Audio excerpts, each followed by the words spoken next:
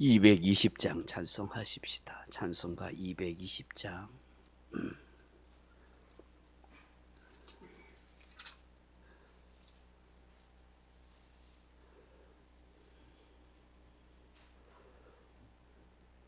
찬송가 220장입니다.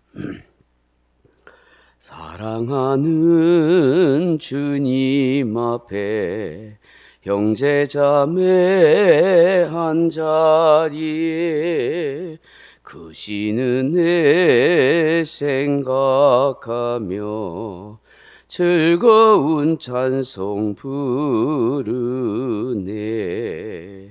내 주 예수 본을 받아 모든 사람 내 몸같이 환난 근심 위로하고 진심으로 사랑하세. 사랑하는 주님 앞에 온갖 정성 다 바쳐서 괴로우나 즐거우나 주님만 힘써 섬기네. 우리 주님 거룩한 손 주나들의 벌을 씻어 남 섬기는 종의 도를 몸소 행해 보이셨네. 사랑하는 주님 예수 같은 주로 섬기나니 한 피 바다 한 몸 이룬 형제여 친구들이여 한 몸같이 친밀하고 마음으로 하나 되어 우리 주님 크신 뜻을 지성으로 준행하세. 아멘. 하나님 말씀 사도행전 신약성경 사도행전 2장 43절에서 47절 말씀입니다. 사도행전 2장 43절에서 47절 말씀, 신약성경 190페이지 사도행전 2장 43절에서 47절 말씀 같이 읽으십시다. 사람마다 두려워하는데 사도들로 말미암아 기사와 표적이 많이 나타나니 믿는 사람이 다 함께 있어 모든 물건을 서로 통용하고 또 재산과 소유를 팔아 각 사람의 필요를 따라 나눠주며 날마다 마음을 같이하여 성전에 모이기를 힘쓰고 집에서 떡을 떼며 기쁨과 순전한 마음으로 음식을 먹고 하나님을 찬미하며 또 온 백성에게 칭송을 받으니 주께서 구원받는 사람을 날마다 더하게 하시니라. 아멘. 사랑하는 성도 여러분, 6.25 전쟁이 각 끝나고 난 뒤에 다들 굉장히 힘들고 고통스러운 그런 시절을 보냈습니다. 모든 산업시설은 다 무너지고 수많은 가족들은 뿔뿔이 헤어지고 그야말로 고아와 가부와 가난한 사람들이 그야말로 인산인해를 이루던 그런 시절이었죠. 너무나도 다들 가난해서 하루 한 끼에 식사도 하기 어려운 그런 어려운 때였습니다. 대구에 박용묵 목사님이 대구 문화총 교회를 목회를 하고 있을 때인데요. 하루는 교회 문을 나서려는데 한 나환자가 가만히 있잖아요. 가만히 한장하고 깡통을 두고 서 있다가 목사님한테 다가오더라는 거예요. 그래서 말을 건네면서 그 당시에는 아마 6.25 전쟁 끝나고는 그런 나은 자들이 이것저것에 많이 사람들이 이렇게 다니고 살았던 것 같아요. 그래서 다가오더면 혹시 목사님이 되십니까? 하고 그렇게 묻더라는 거예요. 그 왜 그러시죠? 하니까 이 나은 자가 제가 목사님을 좀 만나 뵙고 싶어서 그렇습니다. 하고 그러더라는 거예요. 그래서 목사님이 예, 제가 이 교회 목사입니다만 그러자 이 나은 자가 그 일그러진 얼굴에서 미소를 이래 띄우면서 대뜸 이렇게 말합니다. 예, 다름이 아니라 제가 11조를 바치려 합니다. 이러더란 거예요. 그러면서 이 나은 자가 깡통에서 35원을 꺼내 주는 것이었습니다. 그 5원짜리 3개와 1원짜리 20개였습니다. 35원이 뭐 얼마나 되겠냐 하겠지만 아마 그 당시로 생각하면 아마 지금 화폐 가치를 하면 아마 몇천 원 혹은 뭐 한 돈 만 원 될 수도 있겠죠. 이를 본 순간에 목사님의 마음이 짠하더라는 거예요. 어떻게 저 가난한 나한 자가 그 나를 찾아와서 11조를 드린다 할까? 아마 구걸해서 모은 거 아니겠습니까? 그래서 목사님이 이렇게 말했다고 그래요. 그래요. 형제님, 그러면 11조를 제게 주었다 치고 돌려드리겠습니다. 받으세요. 그러면 주일날 제가 대신 내어드리겠습니다. 하고 이렇게 말씀한 거예요. 그 뭐 깡통을 들고 있는 그분, 나 혼자 그 질병을 안고 있는 사람, 그거 구글에서 받아온 거 뻔히 아는데 목사님이 어떻게 그 11조를 받겠어요? 그러니까 받았다 치고 돌려드릴 테니까 수고하세요. 제가 대신 11조를 내드릴게요. 제 돈으로. 이렇게 이야기한 거예요. 그러니까 이 나은 자가 정색을 하면서 사양을 하더라는 거예요. 아닙니다, 목사님. 이런 한 푼이라도 제가 얻어가면 이것은 저의 정성이 아닙니다. 그러면서 막 그냥 목사님한테 드리고는 그렇게 기분 좋아하면서 돌아가더라는 거예요. 그 목사님이 충격을 받은 거예요. 감동을 받은 거예요. 그럼 뭐 진짜 뭐 오독하니 물끄러미 거지인 그 나은 자를 바라만 보고 있었던 거예요. 그러면서 깨달음이 오더란 거예요. 야, 저분이 예수의 사람이구나. 예수의 사람이구나. 그리고 난 뒤에 다음 주일날이 돼가지고 아마 설교 시간에 이 얘기를 했던 것 같아요. 설교가인데. 근데 참 놀라운 일은 이 설교를 하는 그날 그 앉았던 수많은 성도들에게 성령이 임한 거예요. 하나님의 은혜의 감동이 확 임하면서 그 교회 안에서 갑자기 막 회개운동이 일어난 거예요.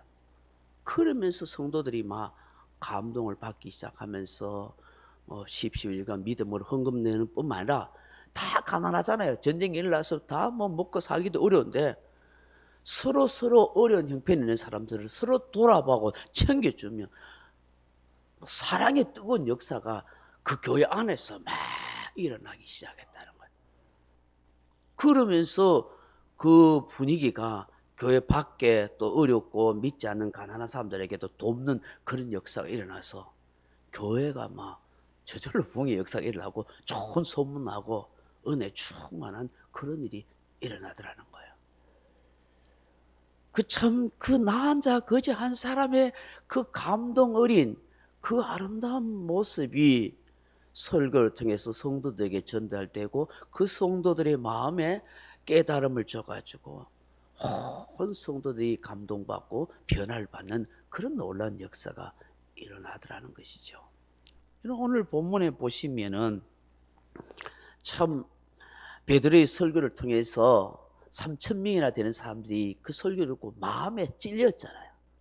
찔림을 받고 형제들아 우리가 어찌할꼬 하는 그런 탄식 어린 그런 마음이 곧 회개로 이어지고 그리고 예수 그리스도를 세례받고 제사함 받는 구원의 은을 이루고 3,000명이 넘는 사람들이 변화의 역사가 일어나기 시작한 거예요. 그럼 오늘 본문에 보면은 정말 초대교회가 아름다운 모습으로 세워지는 모습이에요. 야, 이런 교회가 되었으면 좋겠다. 모든 교회들의 이상이고 모델이죠. 교회가 뭔가 하는 것을, 성도의 교제가 뭔가, 기독교인이란 뭔가 하는 것을 오늘 본문에 우리에게 잘 보여주고 있다 하겠습니다. 한번 본문 말씀 보세요. 첫째는 어떤 놀라운 역사가 일어났습니까? 사람들이 두려워할 정도로 놀라운 기사와 표적이 일어나더라 하는 거예요. 43절에 사람마다 두려워하는데 사도들로 말미암아 기사와 표적이 많이 나타나니.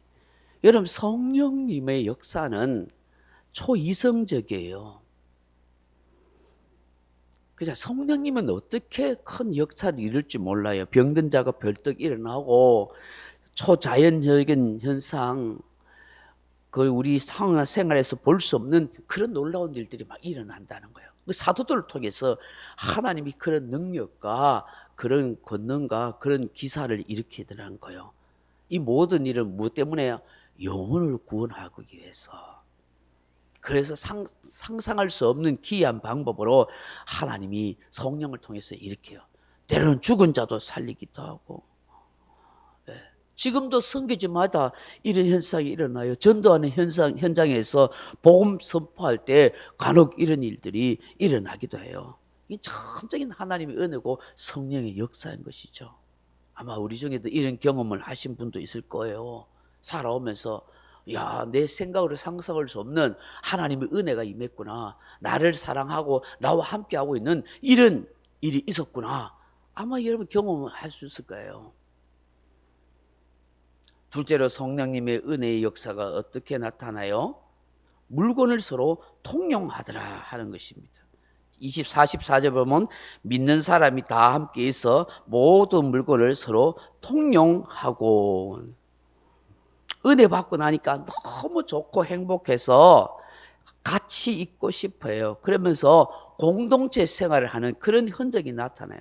그래서 네 것 내 것 없이 서로 물건을 나누어 쓰고 함께 사용하는 그런 아름다운 모습이 있어요. 인간은 이기적이고 본능이 탐욕이 있어서 내 것만 챙기려 하잖아. 남한테 안 주고 싶어 하잖아요. 같이 사용 안 하고 싶어 하잖아요. 근데 은혜 받는 증거가 뭐냐면 서로 나눠 쓰기 시작한다는 거예요. 셋째로는 더 나아가요. 각 사람의 필요에 따라 재산과 소유를 팔아 나누더라 하는 거예요. 45절 보십시오. 또 재산과 소유를 팔아 각 사람의 필요를 따라 나눠주며. 야, 이런 일이 이게 쉽겠어요? 인간이 더 가지고 싶은 탐심이 얼마나 많은데요.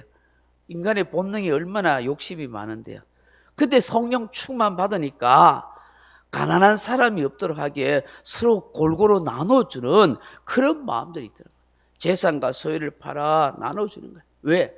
하늘의 기쁨과 하늘의 영광이 보이니까 이 세상에 거 뭐 소유하고 집착하고 있는 게 그거 가질 필요 없더라는 거예요. 내가 하늘나라 보화를 쌓기 위해서 막 나누는 그런 역사가 일어나더라는 것이죠. 나중에 사도행전 우리가 계속 보고 있지만 바나바 같은 사람은요, 자기 재산을 나눠서 어려운 선교하게 하고 가난한 사람 주고 막 이래 하잖아요. 은혜가 충만하면 그런 역사가 많이 일어나죠. 칼 막스라는 사람이 목사의 아들이었는데 아마 이 사도행전의 역사와 공동체 이 본문의 말씀을 보고 공산주의 이론을 만들었던 것 같아요. 참 목사의 아들이고 똑똑한 학문의 연구가 있었던 학자였는데 이런 공산주의 세상에 대한 꿈을 꾸었던 것 같아요. 그런데 이런 현상을 인간의 이성이나 사상으로 해서 노력으로 해서 이런 세상이 만들어지지는 않는 거예요. 공산주의, 사회주의가 모든 사람을 골고루 잘 살게 하자고 표방하지만 결국은 나중에 보면 지배 계급 세력이 있고요. 그것은 더 자본주의, 민주주의보다 더 계급이 더 강해요. 더 부익부, 빈익분이 더 심하다고요. 이런 북한이 어떡하겠어. 그 지배 체제에 있는 사람은 함부로 그게 평양에 가지도 못하잖아요. 소유에 대한 기대감이 없으니 열심히 노력하거나 일하지도 않고 오히려 전체적으로 하향적으로 가난하고 못 살게 됩니다. 결국 공산주의는 사실 실패한 거예요. 여러분, 이런 역사는 성령님이 역사해 주셔야 되는 거예요. 사람들의 마음에 감동을 주셔야 이런 일이 일어나는 거지. 이게 뭐 인간의 노력과 사상으로 될 수 있겠어요? 유대인들은 좀 그런 의식을 가지고 있다고 해요. 그래서 인민사회에 가면은 유대인들이 이민을 오면은 가난하고 어렵다 하면 이 사람이 잘 살 수 있을 때까지 그 유대 공동체에서 적극적으로 밀어줍니다. 기금으로 해가지고 이 사람의 생활 기반을 만들어주고 절대로 유대 사회에서는 같은 업종의 일을 못하게 합니다. 우리는 잘 안 되잖아요. 이민 가면 잘 된다 하면 옆집에서 또 다른 장사 똑같은 업종을 차리면서 서로 경쟁하고 서로 죽이고 사는. 안 그래요. 그러면 안 되는 신앙 정신이 그들 속에 있기 때문인 것 같아요. 넷째로는 어떤 일이 일어났어요? 날마다 46절에 날마다 마음을 같이하여 성전에 모이기를 힘쓰고 예배하고 기도하는 일이 너무 즐거웠어. 늘 교회 와서 찬송하고 기도해서 모여가지고 그렇게 찬양하면서 그렇게 예배드리는 걸 즐거워했대요. 여러분 그렇지 않겠습니까? 다섯째로는 뭐예요?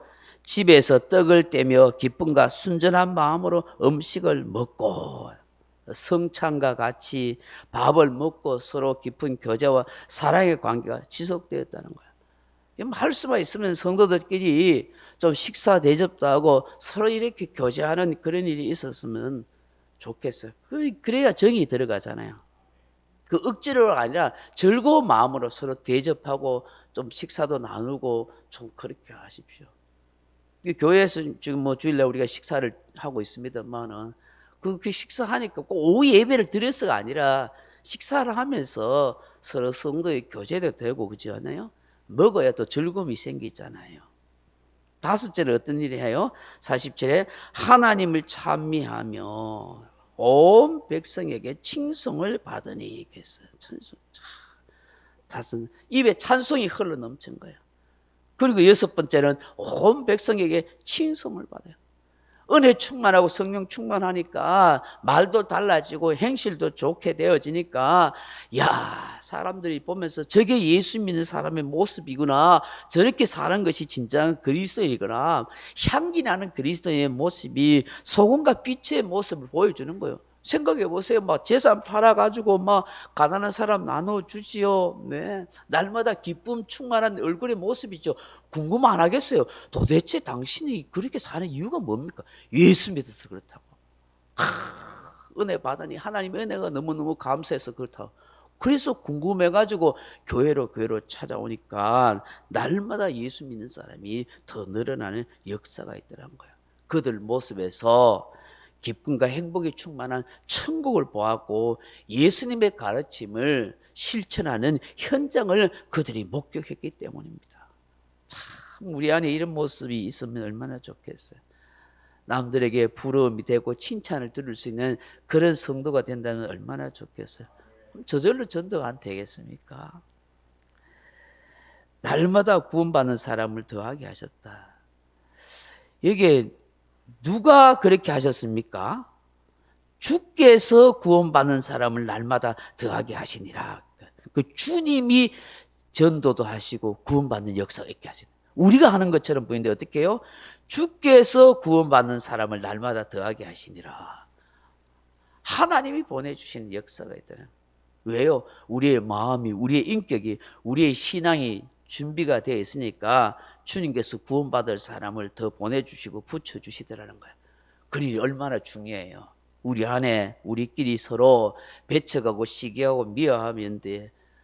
기쁨과 감사와 즐거움도 없는데 늘 부정적인 말하고 험담하는 말하고 인색하고 남들에게 베풀어 주지도 않고 그런데 뭐가 예뻐서 예수님이 보내주시겠어 사람은. 아이고 내 자식 그거 보냈다가 시험 들고 상처받겠다.